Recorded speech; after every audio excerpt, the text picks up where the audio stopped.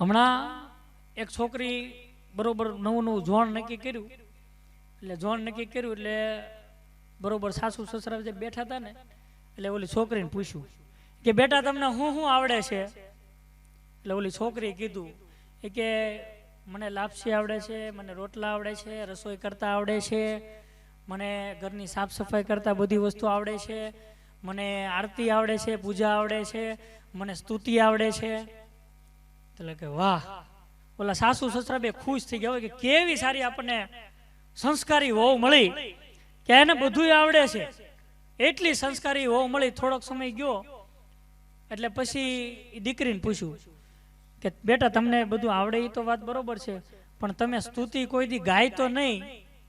એ કે પપ્પા એ સ્તુતિ નહીં, હું તો હાંકવાની સ્તુતિ જતી હતી. ત્યારે ખબર પડી કે આ તો તોતળી હતી.